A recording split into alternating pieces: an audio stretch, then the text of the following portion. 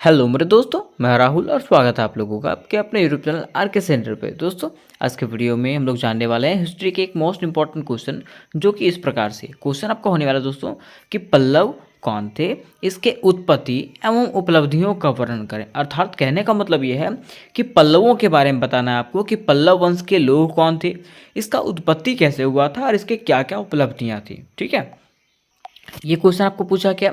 अब इससे रिलेटेड कोई भी क्वेश्चन आ जाना दोस्तों, पल्लवों से रिलेटेड अगर कोई भी क्वेश्चन आता है तो आप सेम आंसर लिख सकते हैं। ठीक है, क्योंकि इसमें सारा मैं मिला जुला करके बताया हूँ आपको। ठीक है, तो चलिए सबसे पहले हम लोग इसके भूमिका को समझते हैं, पल्लव को जानते हैं कि पल्लव आखिर कौन थे।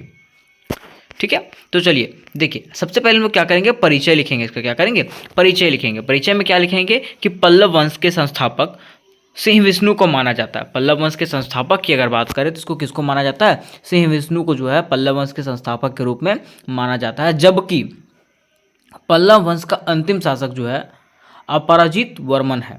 कौन है, अपराजित वर्मन जो है। ठीक है, जिन्होंने 575 ईस्वी में अपने साम्राज्य दक्षिण पूर्वी भाग में स्थापित किया था। ठीक है, इसके बारे में बोला जा रहा है, सिंह विष्णु के बारे में बोला जा रहा है कि उन्होंने क्या किया था, 575 ईस्वी में अपने साम्राज्य को जो है दक्षिण पूर्वी भाग में स्थापित किया था, जिसकी राजधानी कहाँ पे है, कांचीपुरम थी। जिसकी राजधानी कहाँ पे है, कांचीपुरम थी। ठीक है, आगे बताया जाता है कि पल्लव की स्थापक के कला में मंदिर निर्माण के क्षेत्रों में महत्वपूर्ण योगदान माना जाता है। पल्लव के स्थापक कला में जो है ना, मंदिर निर्माण का क्षेत्र में जो है ना महत्वपूर्ण योगदान माना जाता है कि ये सबसे ज़्यादा ध्यान जो दिया था वो मंदिर निर्माण पे दिया था। ठीक है, जिसमें सबसे प्रसिद्ध महाबलीपुरम के रथ मंदिर है। जिसमें सबसे प्रसिद्ध मंदिर जो है वो कौन सा है, महाबलीपुरम के रथ मंदिर है। ठीक है, इस मंदिर का निर्माण जो है पल्लव वंश के सबसे शक्तिशाली राजा नरसिंह वर्मन प्रथम ने कराया था। किसने करवाया था, तो इस मंदिर का निर्माण जो है पल्लव वंश के सबसे शक्तिशाली राजा नरसिंह वर्मन ने करवाया था। ठीक है, तो यहाँ तक आप समझ गए इसके भूमिका को कि क्या हम लोगों को भूमिका में लिखना है, क्या हम लोगों को परिचय में लिखना है। ठीक है, अब हम लोग थोड़ा सा इसके इतिहास को समझ लेते हैं कि क्या इसका इतिहास रहा है, आखिर इसका उत्पत्ति कहाँ से हुआ है। ठीक है, तो देखिए बताया गया पॉइंट पर पॉइंट कि आज के दक्षिणी भारत पर दूसरी और 9वीं शताब्दी के मध्य पल्लव वंश का शासन था। आज का जो दक्षिण भारत है और दूसरी और 9वीं शताब्दी के मध्य में, दूसरा और 9वीं शताब्दी के मध्य में जो है ना पल्लव वंश का शासन था। वहाँ पे कहाँ पे, दक्षिण भारत में। ठीक है, जो कि उनकी महान वास्तुकला के लिए जाना जाता था। जो कि उसका महान वास्तुकला के लिए जाना जाता था। किसका, पल्लवों का महान वास्तुकला के लिए जाना जाता था दक्षिण भारत। अगला पॉइंट में बताया गया कि पल्लव वंश प्राचीन भारत के सबसे महत्वपूर्ण राजवंशों में से एक था। अगर पल्लव वंश की बात करें तो प्राचीन भारत के सबसे महत्वपूर्ण राजवंशों में से एक था ये। ठीक है, यह दक्षिण भारत में एक प्रमुख शक्ति थी।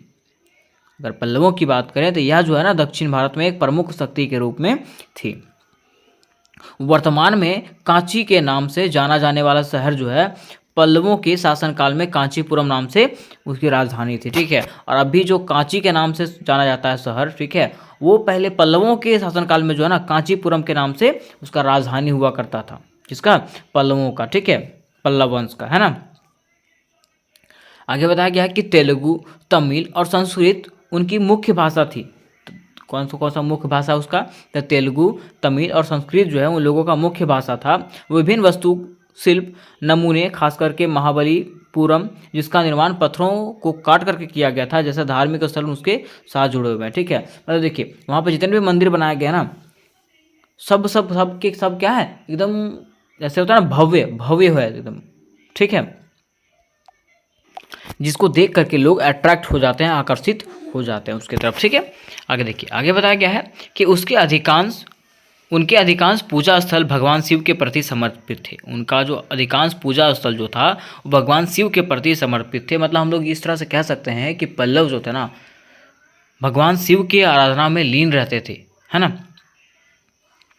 पल्लव और राजनीतिक कौशल के बजाय सांस्कृतिक विकास के लिए जाने जाते थे। ठीक है, पल्लव जो है ना अपना राजनीतिक विकास नहीं करते थे, अपना सांस्कृतिक विकास पे वो लोग ज़्यादा जोर देते थे। उनके शासन में अक्सर देवी देवताओं ब्राह्मण को भूमि दान में दिया जाता था। उनके शासनकाल में जो है ना देवताओं और ब्राह्मण को जो है ना भूमि दान में दिया जाता था। किनको, देवताओं को और ब्राह्मण को। ठीक है, किनके शासनकाल में, तो पल्लवों के शासन काल में। ठीक है, आगे बताया गया है कि इसके अलावे वैदिक बलिदान और अश्वमेध संस्कार उसके अनुष्ठानों का हिस्सा थे।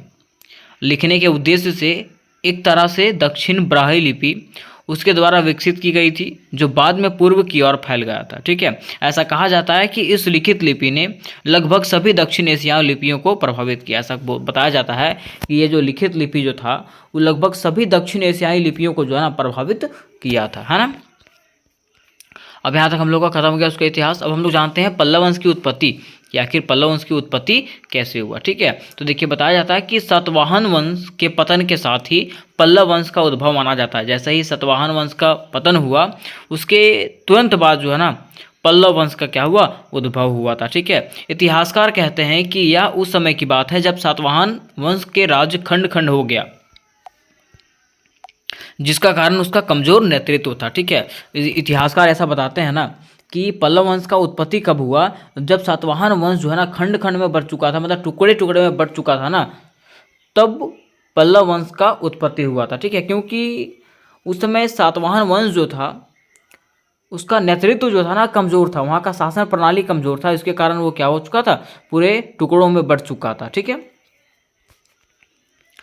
पल्लव वंश ने जिन राज्य पर अधिकार जमा लिया था वे पहले सातवाहन वंश के अधिपति थे और पल्लव वंश उसके सामंत थे। ठीक है, मतलब बताया गया है कि पल्लव वंश अभी जिस राज्य पर अधिकार जमाया था वो पहले किसके अधीन में थे, सातवाहन वंश के अधीन में थे। ठीक है, और उस समय जो पल्लव थे वो सातवाहन वंश के सामंत हुआ करते थे। सातवाहन शासक के जो है ना वो क्या हुआ करते थे, सामंत हुआ करते थे। ठीक है, और उसके बाद जैसे ही सातवाहन वंश का नष्ट हुआ, पतन हुआ, वैसे तुरंत वहाँ पे पल्लव वंश क्या हो गया, उठ करके खड़ा हो गया। ठीक है, मतलब उसका उत्पत्ति हो गया। ठीक है, आगे बताया गया है कांचीपुरम से प्राप्त 2 ताम्रपत्रों से यह ज्ञात हुआ है कि स्कंद वर्मा नामक एक राजा ने बहुत दान पुण्य किया था, जिन्हें एक ग्रंथ में युवा महाराज्य और दूसरे ग्रंथ में जो है ना धम महाराज धीराज कहा गया है। ठीक है, बताया जाता है कि कांचीपुरम से प्राप्त 2 ताम्रपत्रों से यह पता चला था ना कि स्कंद वर्मा नामक एक राजा जो था वो बहुत दान पुण्य करता था। ठीक है, जिसको एक ग्रंथ में क्या कहा गया है, तो युवा महाराज ये कहा गया है। ठीक है, दूसरे ग्रंथ में उसको क्या कहा गया है, तो धम महाराज धीराज कहा गया है। ठीक है, इससे यह स्पष्ट होता है कि पहला ग्रंथ उस समय लिखा गया था जब वो राजा था, और इससे यह पता चलता है ना कि पहला ग्रंथ जो था उस समय लिखा गया था जब वो राजा था, और दूसरा ग्रंथ उस समय लिखा गया था जब वो महाराजा धीराज का उपाधि प्राप्त किया था तब। ठीक है, आगे बताया जाता है कि पल्लव वंश की राजधानी कांची, तुंगभद्रा और कावेरी नदियों के आसपास का क्षेत्र इस राजवंश के राजाओं द्वारा स्थापित किया गया था। पल्लव वंश की राजधानी जो है कांची, तुंगभद्रा और कावेरी नदियों के आसपास का क्षेत्र था। ठीक है, और इस राजवंश के राजाओं द्वारा ये स्थापित किया गया था। ठीक है, पल्लवों की उत्पत्ति को लेकर के इतिहास में बहुत सारा स्पष्टता मौजूद नहीं है, मतलब पल्लवों का उत्पत्ति कैसे हुआ ये इतिहास में जो है ना स्पष्ट रूप से नहीं बताया गया है, सब लोग सस्पेंशन में है। केवल शिलालेखों पर ही अवलोकन के माध्यम से हम इस वंश के प्रारंभिक इतिहास जान सकते हैं, लेकिन यह जानना मुश्किल है कि इस वंश का कौन सा राजा सबसे पहले आया और कौन सा राजा बाद में आया। ठीक है, मतलब कहने का मतलब ये है कि कहीं भी यह स्पष्ट रूप से नहीं बताया गया है कि यहाँ पे जो है कौन से राजा पहले आए हैं और कौन से राजा बाद में आए हैं। ठीक है, ये स्पष्ट रूप से नहीं बताया गया, सिर्फ बताया गया है कि इन लोगों का उत्पत्ति हुआ था। ठीक है, अब थोड़ा सा जान लेते हैं कि पल्लवों का प्रशासन व्यवस्था कैसा था। पल्लवों का जो है प्रशासन व्यवस्था कैसा था। ठीक है, तो देखिए बताया जाता है कि अधिकांश पल्लव राजा महान विद्वान थे। अधिकांश पल्लव राजा जो थे वो कैसे थे, विद्वान थे। ठीक है, जिन्हें क्या कहा जाता था, महाराजा धीराज के नाम से जाना जाता था। धर्म महाराजा धीराज और अग्निस्तोम मावाजपय जैसी उपाधियां दिया गया था। ठीक है, उनकी सहायता के लिए मंत्री परिषद का गठन किया गया था, और वहाँ पे प्रशासन को चलाने के लिए जो है ना मंत्री परिषद का गठन किया गया था। वहाँ पे राजा जो थे विद्वान थे। ठीक है, गांवों के सभी मामले परिषद या सभा द्वारा देखे जाते थे, और गांवों का जितना भी मामला होता था, जैसे हमारा गांव है, ठीक है, हमारा गांव में हमारा समाज देखता है, ठीक है, तो वैसे गांवों के सारे मामले जो है ना परिषद या तो सभा द्वारा देखे जाते थे। गांव में जो भी मामला आता था वो कौन देखता था, परिषद देखता था या तो सभा देखता था। ठीक है, फिर अगला पॉइंट में बताएगा कि कस्बों और जिलों में न्यायिक अदालत थी, जिनमें राजा न्याय का सर्वोच्च अधिकार था। बताया गया कि कस्बों और जिलों में जो है ना न्यायिक अदालतें थी, जिनमें राजा जो था न्याय का सर्वोच्च अधिकार था। वहाँ पे न्याय कौन करता था? राजा करता था। ठीक है। सभी जमीनों का मालिक जो है वो कौन होता था? राजा होता था। ठीक है। विशाल अंतरजातीय आबादी वाले गाँव राजा को टैक्स देते थे। ठीक है। और विशाल जो अंतरजातीय आबादी वाला जो गांव था ना, वो क्या करता था? राजा को टैक्स दिया करता था, कर देता था उसको। किसको? राजा को। ठीक है। अब हम लोग इसके आगे इसके उपलब्धियों को जानते हैं। अब हम लोग इसके समाज के बारे में जानते हैं कि पल्लव का समाज कैसा था। पल्लव समाज कैसा था? ठीक है। देखिए बताया गया है कि पल्लवों का इतिहास बहुत जटिल है और लगभग 4 शताब्दियों तक उन्होंने शासन किया। अगर पल्लवों के इतिहास की बात करें तो यह जो है ना बहुत जटिल है और लगभग ये 4 शताब्दियों तक जो है ना इन्होंने शासन किया था। किसने? पल्लवों ने। ठीक है। कांची विश्वविद्यालय दक्षिण में शिक्षा का एक महत्वपूर्ण आधार था। कांची विश्वविद्यालय जो है दक्षिण में शिक्षा का क्या था? एक महत्वपूर्ण आधार था। इसका उल्लेख जो है ना चीनी यात्री हेंग संग के लेखन में किया गया। इसका उल्लेख जो है चीनी यात्री हेंग संग के लेखन में जो है ना ये किया गया। उसने अपने लेख में इसका उल्लेख किया है। ठीक है। अगला पॉइंट में बताया गया है कि पल्लव वंश के अधिकांश राजा जो थे वो कट्टर हिंदू थे। पल्लव वंश के जो राजा थे जो वो क्या थे? कट्टर हिंदू थे, जो भगवान शिव के पूजा करते थे। आपको बताया था मैंने कि वहाँ के लोग जो है वो क्या करते थे? भगवान शिव की आराधना किया करते थे। ठीक है। कुछ जैन मठ महेंद्र वर्मन द्वारा नष्ट किए गए थे क्योंकि वह जैन धर्म के विरोधी थे। और कुछ जैन मठ जो था उसको तोड़ दिया गया था, उसको हटा दिया गया था। किसके द्वारा? महेंद्र वर्मन के द्वारा, क्योंकि वो क्या थे? जैन धर्म के विरोधी थे। कौन? महेंद्र वर्मन। ठीक है। तो आपको एमसीक्यू में पूछा जाएगा कि ऐसा कौन सा पल्लव वंश का राजा था जो जैन धर्म का विरोधी था? तो कौन था? महेंद्र वर्मन। ठीक है।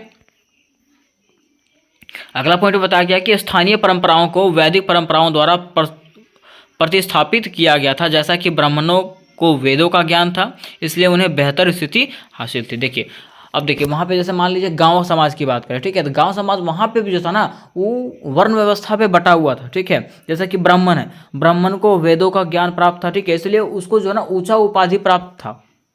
ठीक है। उसके बाद धीरे धीरे जो था जैसे जैसे वर्ण व्यवस्था हमारा चलता आ रहा था वैसे वैसे यहाँ भी चलता आ रहा था। ठीक है। अब जानते हैं कि पल्लवों का पतन, कि आखिर पल्लवों का पतन कैसे हो गया। ठीक है। देखिए बताया जाता है कि चालुक्य सेना द्वारा पल्लवों पर हमला किया गया। चालुक्यों के सेना के द्वारा क्या हुआ? पल्लवों पर हमला किया गया और इससे जो है ना पल्लवों की राजधानी कांचीपुरम खतरे में पड़ गया। इससे क्या हुआ कि पल्लवों की जो राजधानी थी कांचीपुरम वो खतरे में पड़ गया। और 9वीं शताब्दी के करीब चोल राजा द्वारा अंतिम पल्लव राजा अपराजित वर्मन की हार के साथ पल्लव शक्ति समाप्त हो गई। ठीक है। और अब क्या हुआ कि 9वीं शताब्दी के करीब में चोल राजा जो है वो क्या किए थे? अंतिम पल्लव राजा अपराजित वर्मन पर आक्रमण किए थे। और उस समय जो है अपराजित वर्मन जो था वो हार जाता है और इसके साथ जो है पल्लवों का शक्ति जो है समाप्त हो जाता है। ठीक है। और इस तरह से पल्लवों का पतन हो जाता है। ठीक है। तो उम्मीद करते हैं दोस्तों कि ये क्वेश्चन आपको समझ में आ गया होगा कि क्या था, पल्लवों का उत्पत्ति कैसे हुआ, इसके उपलब्धियां क्या क्या थी। ठीक है। अब इससे रिलेटेड और भी क्वेश्चन आपको चाहिए होंगे तो मुझे कमेंट कर सकते हैं। उसके साथ साथ अगर आप लोगों को इसका पीडीएफ चाहिए होगा तो टेलीग्राम ग्रुप में जुड़ जाए, जिसका लिंक आपको डिस्क्रिप्शन बॉक्स में मिलेगा। ठीक है। और इससे रिलेटेड और भी अगर क्वेश्चन चाहिए होंगे जैसे मेजर 5 BBMQ मेजर 5 का, ठीक है, या तो BBU माइनर 2 का, ठीक है, तो उसका लिंक जो है आपको डिस्क्रिप्शन बॉक्स में दिया जा रहा है। ठीक है। वहाँ से आप लोग सारे वीडियोज़ को आराम से जाकर के देख सकते हैं। तो मिलता है नेक्स्ट वीडियो में, तब तक के लिए जय हिंद जय भारत।